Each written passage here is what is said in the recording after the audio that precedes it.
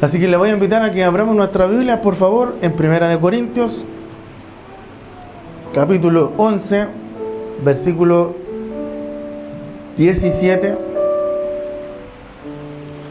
Ahí vamos a tener la lectura de la palabra del Señor. Vamos a movernos hasta el versículo 34, pero lo vamos a leer solo el 17 para tener el tiempo necesario para lo que tenemos que hacer. Bien, lo leemos entonces, leemos la palabra del Señor en el nombre de nuestro Señor y Salvador Jesucristo. Y la iglesia dice, dice así: pero al anunciaros esto que sigue, no os alabo, porque no os congregáis para lo mejor, sino para lo peor. Vamos a hablar acerca de la Santa Cena, esta ceremonia, ¿cierto?, que el día de hoy vamos a realizar. Así que este pasaje que nosotros vamos a considerar de los versículos 17 al 34, fíjese que no solo contiene la más extensa, ¿cierto?, la enseñanza más extensa sobre la importancia de la Cena del Señor, sino también la manera en la que nosotros debemos prepararnos y participar de la Cena del Señor, ¿ya? Y también, además de eso, nos sirve como un poderoso recordatorio del mensaje del Evangelio en nuestras vidas. Amén, que Dios nos bendiga, ¿sí? Entonces, cuando nosotros celebramos la Cena del Señor, lo que hacemos no es otra cosa que, aparte de recordar, ¿cierto?, su muerte, estamos también con estos elementos visibles, ¿cierto?, que son el pan y el vino, anunciando, ¿cierto?, lo que el Evangelio del Señor nos anuncia.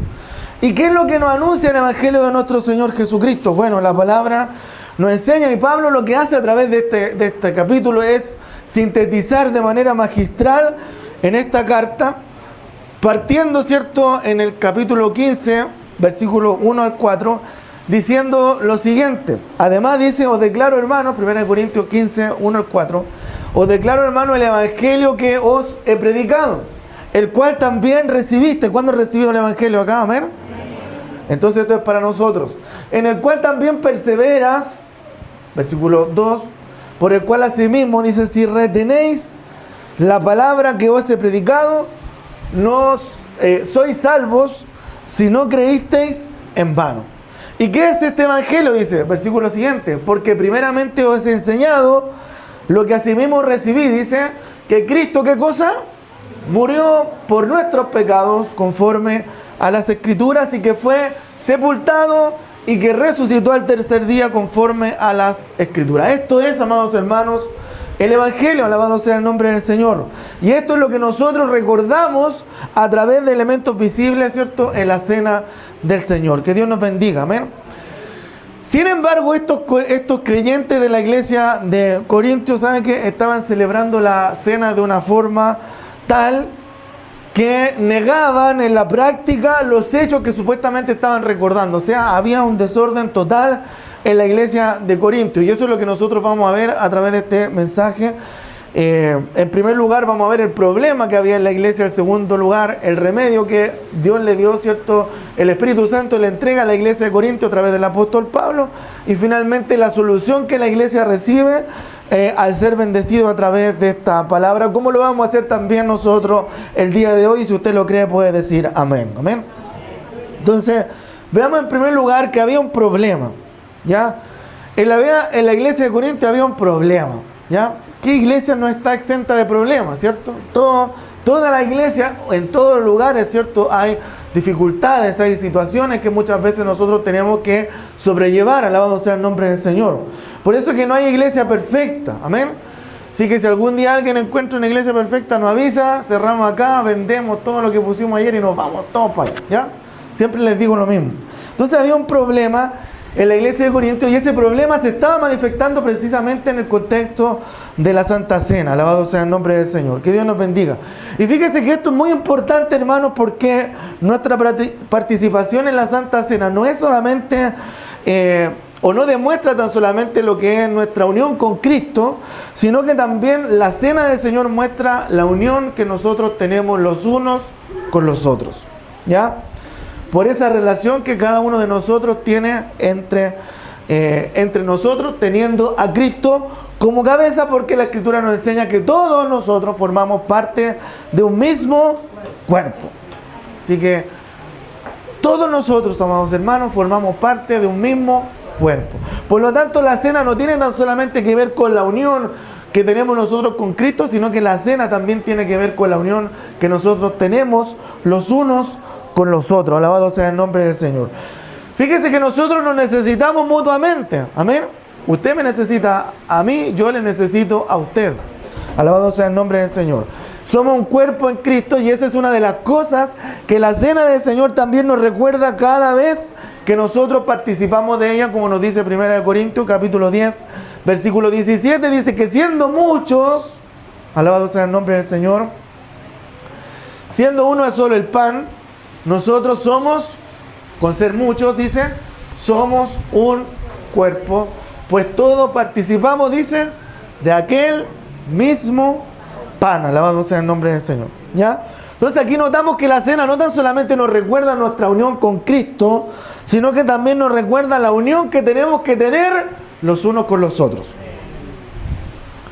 Pero en la iglesia de Corinto, tal cual pasa, sucede en nuestras iglesias en este tiempo, como estaban celebrando, ¿cierto?, la cena de mala forma, este suceso, este acontecimiento, este sacramento, la Eucaristía, el partimiento del pan, la cena del Señor, la cena, como usted lo quiera llamar, no estaba contribuyendo a la unidad de la iglesia, sino que más bien lo que estaba haciendo era poner en evidencia la profunda división que había en la iglesia de Corinto, que había entre ellos.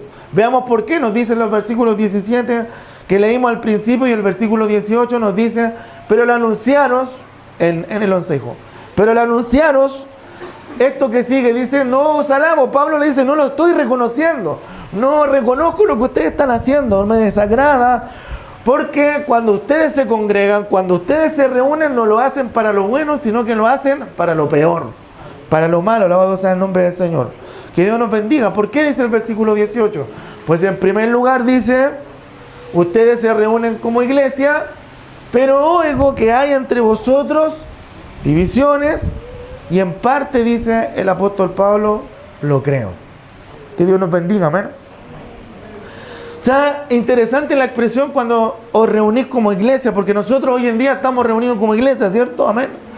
Es aquí en la casa del Señor cuando nosotros nos congregamos como iglesia.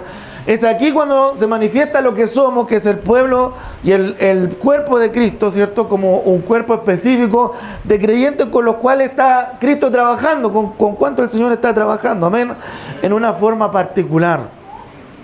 Y el hecho de participar entonces de la cena del Señor debe reforzar entonces esa conciencia en nosotros, alabado sea el nombre del Señor, porque nos recuerda, como lo leímos delante, que todos nosotros comimos del mismo pan. Y ahí la gravedad de lo que estaba sucediendo en Corinto.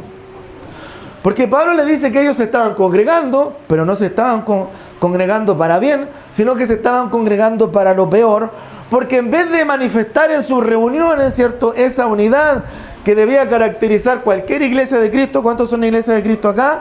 Lo que se estaba revelando en Corinto era cuán profundamente divididos estaban entre sí. Gloria al nombre del Señor. Que Dios nos bendiga, amén. Y fíjese que esta señal de la división es una clara señal de inmadurez.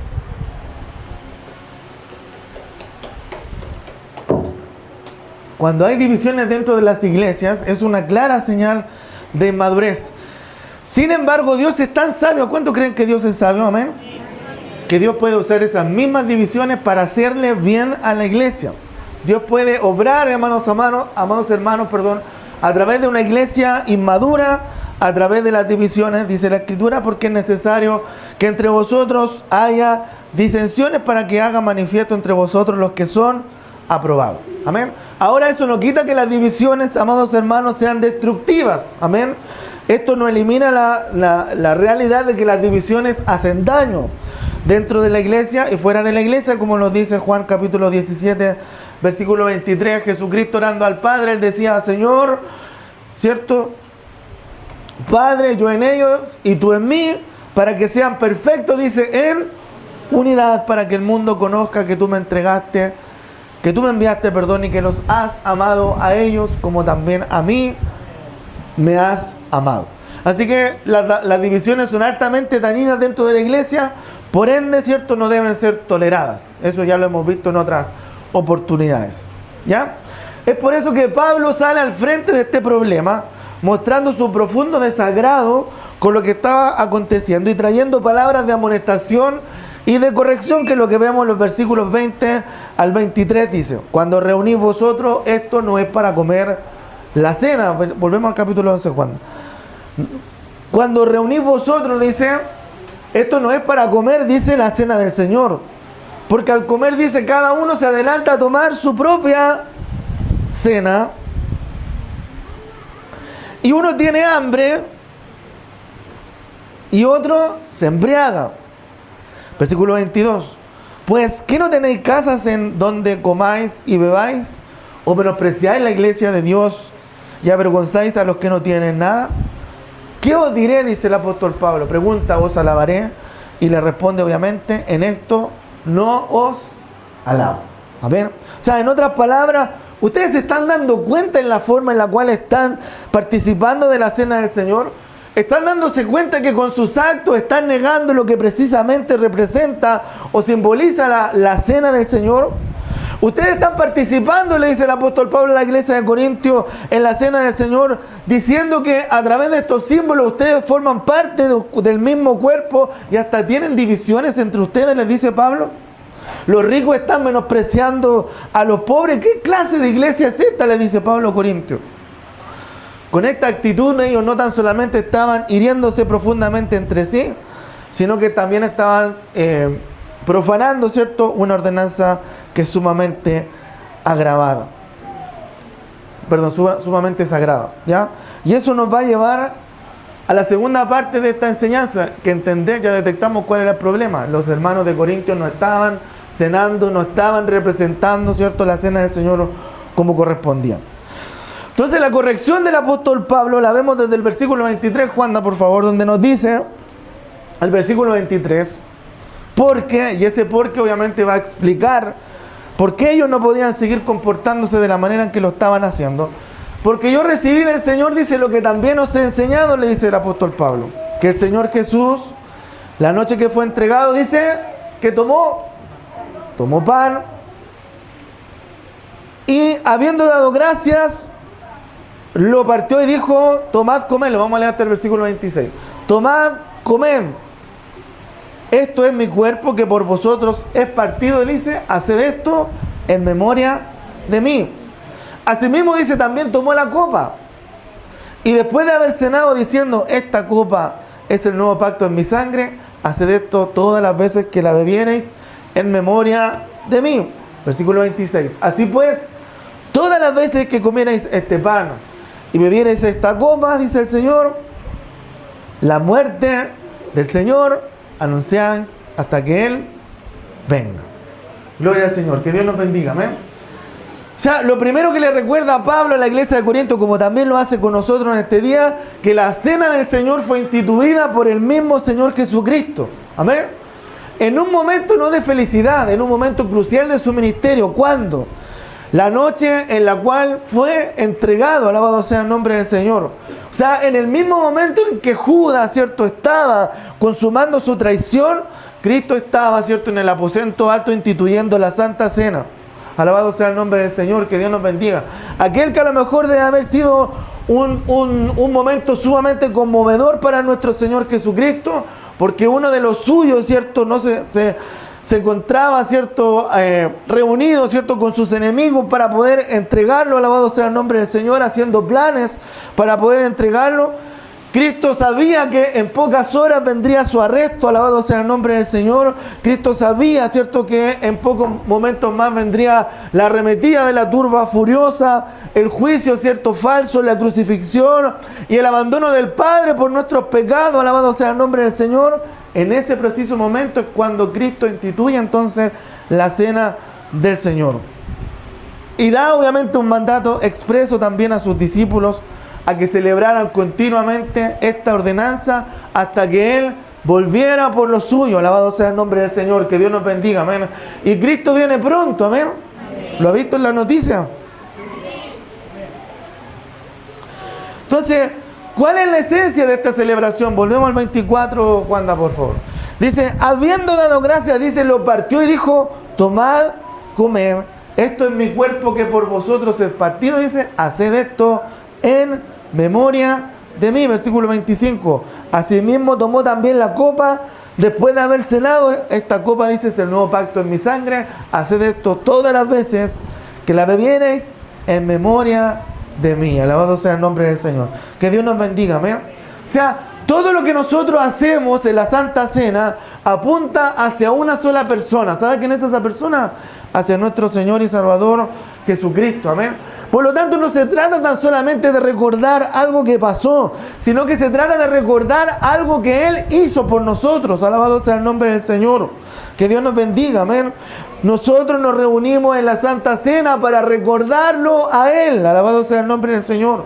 La razón por la que nosotros celebramos entonces esta ordenanza como iglesia es para hacer memoria de la persona de nuestro Señor Jesucristo. Recordar su amor para con nosotros. Recordar su disposición para venir a salvarnos aún a costa del sacrificio de su vida. Alabado sea el nombre del Señor, que Dios nos bendiga. Porque el Señor conoce nuestra debilidad. Él sabe que nosotros somos muy prontos para olvidar lo que deberíamos recordar y para recordar lo que deberíamos olvidar. Alabado sea el nombre del Señor, que Dios nos bendiga, amén. Y el Señor entonces, que conoce nuestras almas, nos deja una ordenanza que contiene elementos tangibles que podemos tocar, como lo son, ¿cierto?, el pan y el vino. Alabado sea el nombre del Señor. El pan y el fruto de la vid, que son tan solamente símbolos de su sangre y de su cuerpo. Alabado sea el nombre del Señor. Que Dios nos bendiga, amén. Entonces, la pregunta que ahora nos surge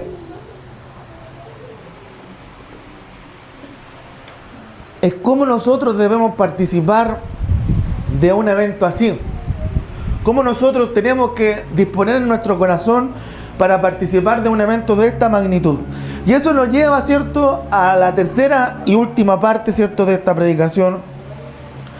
Desde el versículo 27 el Señor nos dice lo siguiente: de manera que cualquiera que comiere este pan o bebiere esta copa del Señor, indignamente, dice, será culpado ¿de qué? Del cuerpo y de la sangre del Señor. Y esto es serio, hermano. Déjeme decirle algo importante. Por nosotros mismos, déjeme decirle que por nosotros mismos todos, absolutamente todos, somos indignos de participar en la cena del Señor. Amén.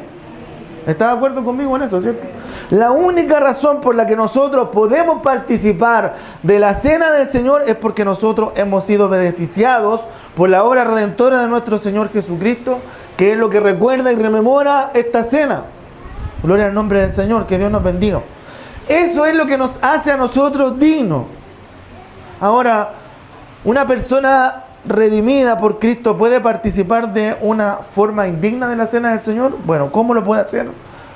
¿Cómo participamos indignamente de una cena del Señor siendo nosotros creyentes?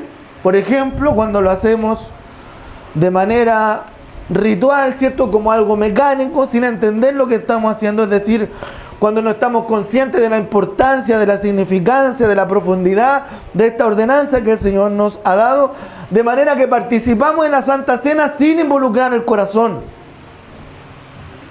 El Señor decía: este pueblo de labios me honra, dice, pero su corazón está lejos de mí. Esa es una forma indigna de participar de la cena del Señor. Cuando no le tomamos el sentido a lo que estamos haciendo y lo hacemos de manera mecánica y ritual. O como cuando venimos, ¿cierto?, a la cena del Señor con amargura en el corazón con otros hermanos, alabado sea el nombre del Señor. Porque estamos negando con esa amargura lo que la cena del Señor simboliza, y eso no es un cuerpo, alabado sea el nombre del Señor. Cuando mantenemos una actitud de rebeldía contra Dios, eso es tomar de manera indigna la cena del Señor.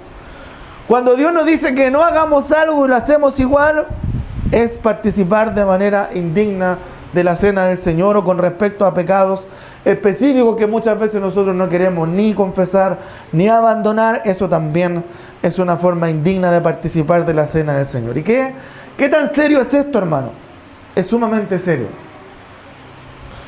Es serio por lo que estos elementos representan, ¿cierto?, en esta ordenanza. La muerte de Cristo en la cruz del Calvario. ¿Qué nos dice Pablo que debemos hacer? Versículo 28. Por lo cual dice, por tanto dice, pruébese cada uno a sí mismo y coma así del pan y beba de la copa. O sea, en otras palabras, Pablo le está diciendo a la iglesia de Corinto y también a nosotros en este día que tenemos que autoexaminarnos. Amén. ¿Me está siguiendo, cierto? Tenemos que autoexaminarnos.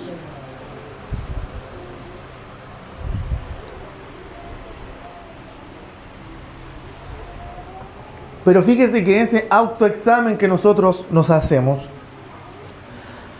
no es para que nos abstengamos de participar, a ver, sino que es para que lo hagamos dignamente, alabado sea el nombre del Señor.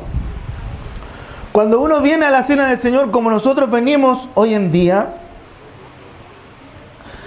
y uno obviamente se autoexamina antes de entrar a esta etapa, ¿cierto?, de esta ordenanza que vamos a celebrar, obviamente que uno va a ver cosas, va a encontrar cosas dentro de sí, en su mente, en su corazón, muchas cosas.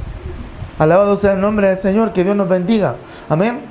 Pero fíjese que ese momento, cuando nosotros encontramos esas cosas, es el mejor momento para que nosotros podamos arrepentirnos de nuestros pecados y decirle al Señor, perdóname Señor, porque yo he pecado contra ti, y entonces puedo participar de la cena del Señor.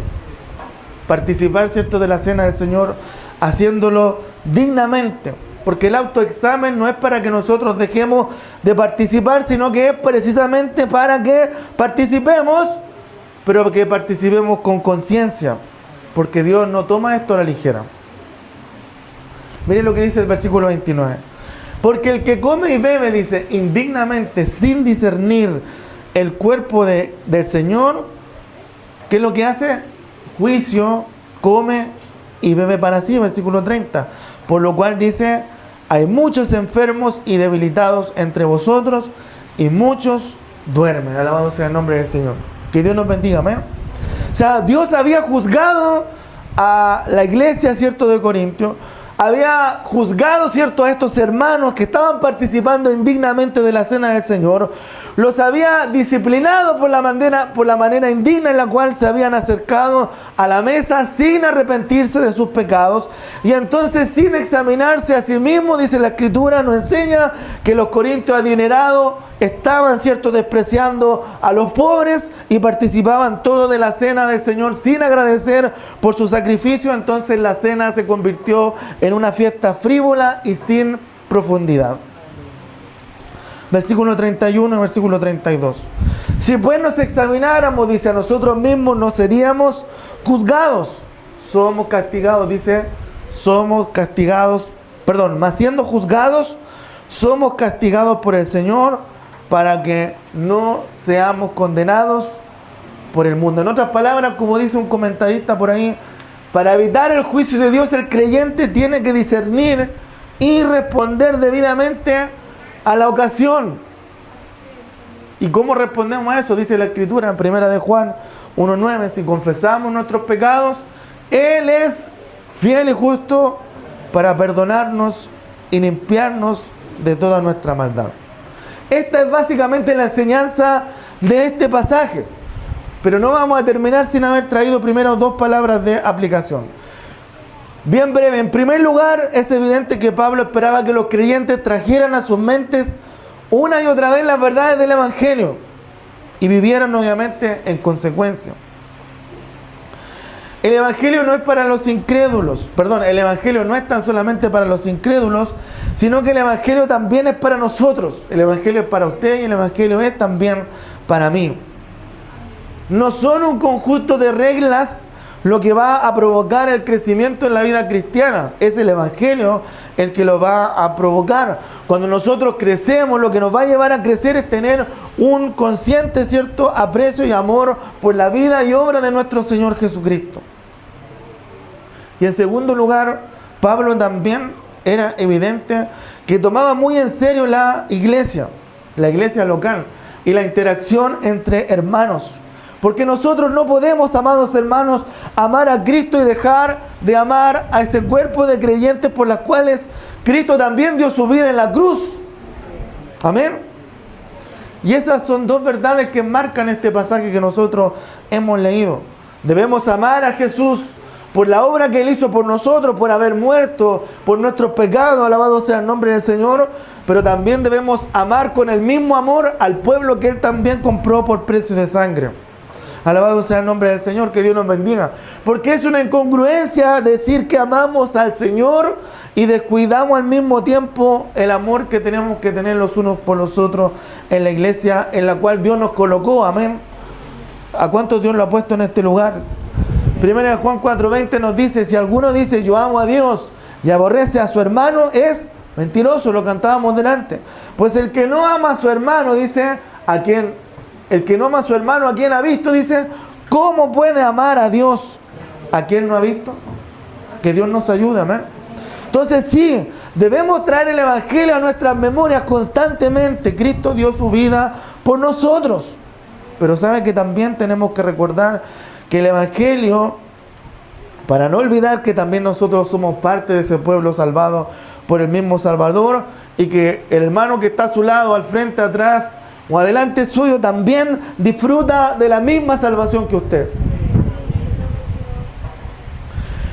De ahí la importancia que le da el Espíritu Santo, ¿cierto?, al instruir al apóstol Pablo a hablar a la iglesia de Corintios respecto de este tema. Termino con esto.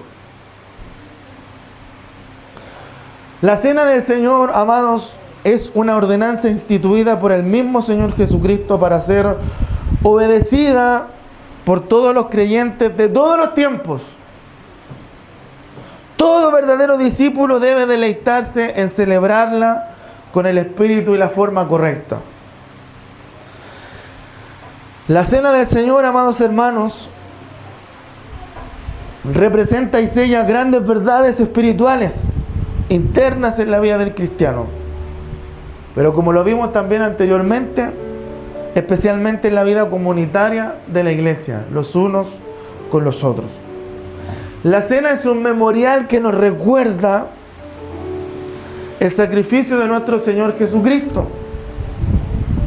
De la misma forma como el pan es partido en la cena y es dado para que todos lo coman, el cuerpo de Jesús fue sacrificado, ofrecido a Dios, al Padre, como propiciación por nuestros pecados. También la copa del Señor representa, ¿cierto?, la sangre derramada de Cristo para limpiarnos de nuestras maldades. Dice un expositor lo siguiente: siendo que los elementos de la cena tienen tan sublimes representaciones, de seguro que participar de ella es un privilegio. ¿Cuántos dicen amén a eso? Que solo los verdaderos creyentes pueden disfrutar. Siempre que nosotros celebramos la cena del Señor, estamos recordando su muerte en la cruz y anunciamos a todos que su muerte significó la vida para todo un pueblo. La cena no es tan solamente un memorial que debemos recordar en el momento de servirnos, ¿cierto?, la cena, sino que es un hecho presente que debe estar siempre en la predicación y en la mente de la iglesia. Porque, amados hermanos, todos los beneficios de la gracia son aplicables a nosotros solamente por ese hecho histórico del amor de Dios.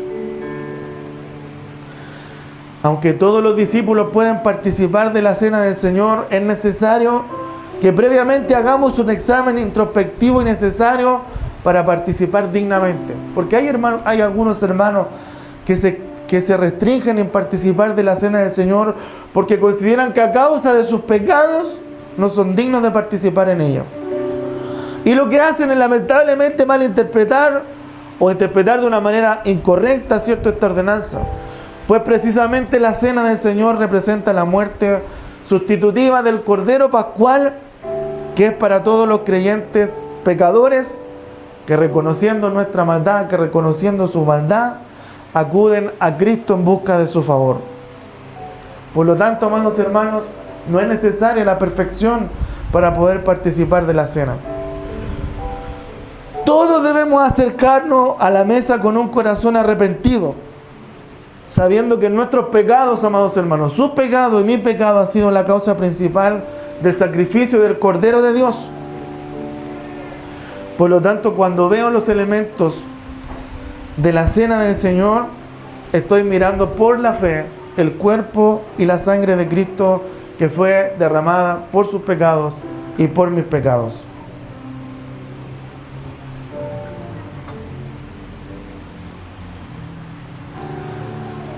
Porque cada uno de mis pecados y cada uno de sus pecados le causó un gran dolor al Salvador. La cena, siendo memorial, entonces debe ser tomada con plena conciencia de lo que somos y de lo que el Señor ha realizado por nosotros. Por eso es preciso que antes que lleguemos a la mesa del Señor, examinemos nuestros corazones y acudamos entonces a su gracia perdonadora. Al tomar entonces la cena del Señor, usted y yo, amados hermanos, debemos sentir el dolor de Cristo. El dolor que Cristo, cierto, sufrió y que teníamos que haber sufrido usted y yo a causa de nuestros pecados. Antes de su crucifixión, cierto, el Señor fue traicionado y fue abandonado. Sufrió la traición de Judas, la negación de Pedro, ¿se acuerda? Y el abandono de la mayoría de sus discípulos. Antes del sacrificio, Cristo sufrió también el escarnio público, fue objeto de burlas mientras agonizaba, diciendo desafiado incluso a salvarse a sí mismo. Antes de la cruz, cierto, sufrió agonía en Getsemaní, experimentó un estrés extremo que, según los relatos, le provocó una condición que nosotros conocemos hoy en día que se llama hematidrosis. Vale decir que es sudar sangre por sus glándulas sudoríficas, alabado sea el nombre del Señor, por donde sale sudor. Antes de la crucifixión fue el Señor flagelado, azotado, alabado sea el nombre del Señor por nosotros. Un látigo romano, ¿cierto?, lleno de huesos, de fragmentos de huesos que desgarraban la piel y los músculos, para finalmente serle puesta, ¿cierto?, una corona de espinas que al ser golpeada penetraba profundamente el cuero cabelludo y su rostro, causando, ¿cierto?, hemorragias profusas y dolor intenso, sin dejar de lado, ¿cierto?, la carga de la cruz sobre sus hombros ya heridos por los azotes. Antes de la cruz sufrió escarnios, sufrió golpes, sufrió bofetadas, escupitajos e insultos por parte de los soldados, las autoridades y quienes estaban a su alrededor. Durante la crucifixión, clavos fueron puestos en sus extremidades. Fue fijado a la madera mediante clavos gruesos, que atravesaban las muñecas y los pies, dañando los nervios sensoriales y motores. También, amados hermanos, sufrió el Señor dificultad respiratoria, porque la muerte en la cruz era una muerte que se producía por asfixia.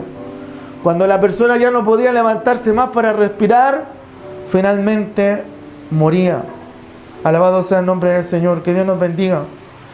Para vivir, ¿cierto?, este proceso en una deshidratación extrema, el esfuerzo físico, la pérdida de sangre y la exposición del sol lo llevaron a una sed insoportable, mencionada, ¿cierto?, en sus últimas palabras, cuando a los soldados el Señor les pide un poco de agua y lo que les dan a beber es todo lo contrario. Y finalmente su cuerpo, ¿cierto?, para poder asegurarse de su muerte, uno de los soldados atraviesa su cuerpo con una lanza, de donde la Escritura nos enseña que salió agua y sangre. Así que eso es lo que nosotros recordamos el día de hoy. Eso es lo que nosotros traemos a memoria, a nuestras vidas. La muerte de nuestro Señor Jesucristo anunciamos a través de este acto hasta que Él venga por nosotros. Así que le voy a invitar en pie, el que se ponga en pie, por favor.